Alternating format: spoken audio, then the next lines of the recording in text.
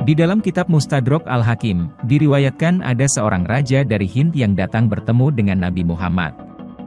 Sebagaimana hadis dari Abu Sa'id Al-Khudri, seorang Malik Al-Hind telah mengirimkan kepada Nabi sebuah tembikar yang berisi jahe. Lalu Nabi memberi makan kepada sahabat-sahabatnya sepotong demi sepotong, dan Nabi pun memberikan saya sepotong makanan dari dalam tembikar itu. Berbagai keterangan disampaikan oleh para ulama tentang hadits ini, dan siapa sosok Malik Al-Hind tersebut. Ada yang mengatakan bahwa Malik Al-Hind merupakan seorang sahabat Nabi. Sebab ia hidup di masa Nabi Muhammad, dan menyatakan beriman kepada Nabi Muhammad. Versi pertama. Syekh Abdul Majid Al-Zandani dalam kitabnya Bayinat Ar-Rasul menyebutkan, bahwa raja tersebut adalah Raja Hindia yang beriman. Adapun sebab berimannya raja tersebut, adalah disebabkan peristiwa terbelahnya bulan, yang merupakan salah satu mukjizat Nabi Muhammad. Diperkirakan, raja tersebut menyaksikan peristiwa hebat itu, dan mendengar tentang nubuat Rasul, sehingga ia datang langsung ke Mekah untuk menyatakan keimanannya. Secara umum, para ulama membenarkan terjadinya peristiwa bulan terbelah. Namun peristiwa kedatangan Raja Hindia tersebut, banyak diragukan para ulama. Syekh Abdul Majid Al-Zandani menyebutkan, bahwa Raja India tersebut merupakan raja dari Malabar yang bernama Cakrawati Farmas. Hal tersebut dikuatkan dalam tulisan sejarawan M. Hamidullah dalam bukunya, Muhammad Rasulullah. Hamidullah menyebutkan, bahwa dalam sebuah dokumentasi manuskrip naskah tua di India Office Library, mencatat peristiwa tersebut.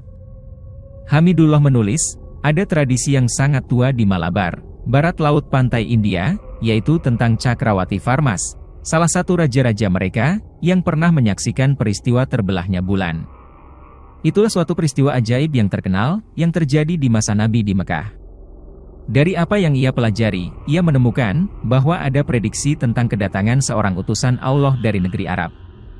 Karena itu, ia pun menunjuk putranya sebagai pengganti, sementara ia berangkat untuk bertemu dengan sang nabi tersebut. Dia pun memeluk Islam di hadapan sang nabi. Dan ketika kembali ke rumah, ia pun meninggal dunia di sekitar pelabuhan Zafar, Yaman. Sehingga di sana terdapat makam Raja India yang soleh, dan dikunjungi manusia selama berabad-abad kemudian. Menurut Al-Maududi, kejadian terbelahnya bulan tersebut berlangsung di Mina kota Makkah, sekitar 5 tahun sebelum Nabi hijrah ke Madinah. Syahdan, bulan telah terbelah menjadi dua bagian yang berbeda di depan mata mereka.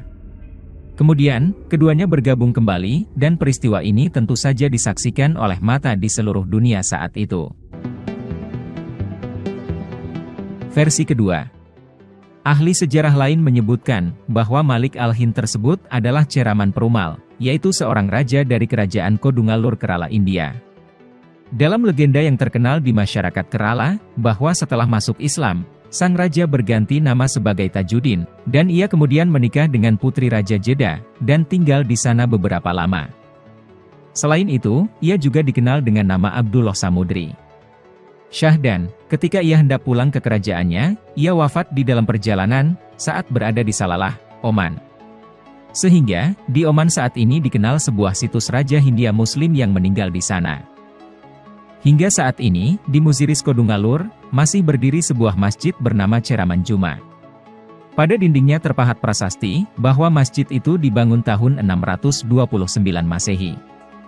Diyakini, bahwa masjid tersebut dibangun oleh Malik bin Dinar pada tahun 629 Masehi tersebut. Namun, tidak sedikit pula yang meragukan kebenaran cerita tersebut.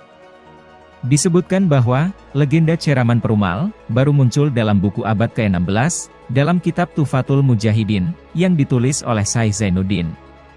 Pendapat lain menyebutkan, bahwa Ceraman Perumal tidak pernah bertemu dengan Nabi Muhammad.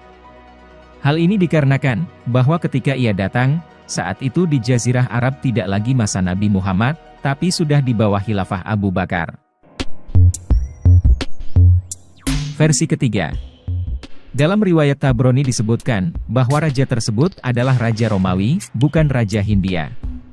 Tidak banyak yang bisa digali dari pendapat ini, sebab kita sulit menemukan bukti-buktinya. Jika demikian, siapa sosok dari Raja Al-Hind sesungguhnya? Adakah kemungkinan bahwa Raja Al-Hind dari Nusantara?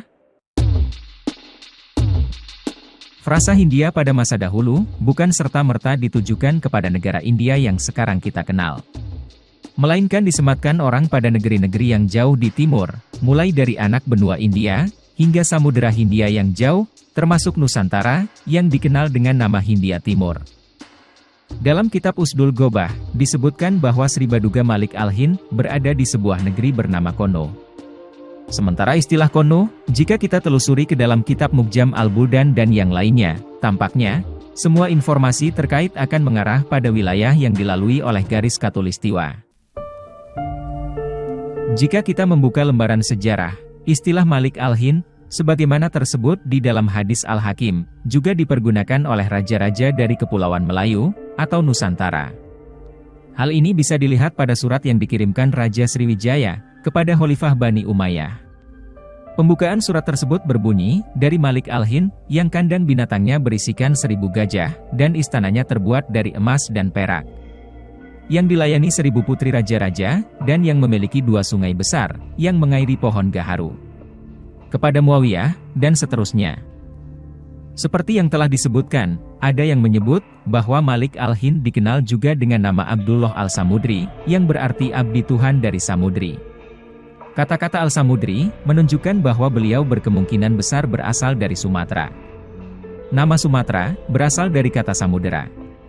Dan ada kemungkinan, bahwa istilah samudera, sudah lama ada jauh sebelum masa kerajaan Samudera Pasai di Aceh. Kendati demikian, mengklaim atau mengidentifikasikan sosok Malik Al-Hind sebagai raja dari Nusantara memang perlu ada kajian lagi lebih mendalam. Namun hipotesa ini bukan hal yang mustahil, mengingat hubungan perniagaan antara Asia Tenggara dengan Jazirah Arab, sudah berlangsung sejak abad 7 Masehi. Indikasi lain, bahwa ajaran Islam di Kepulauan Melayu, telah ada di masa Nabi Muhammad masih hidup.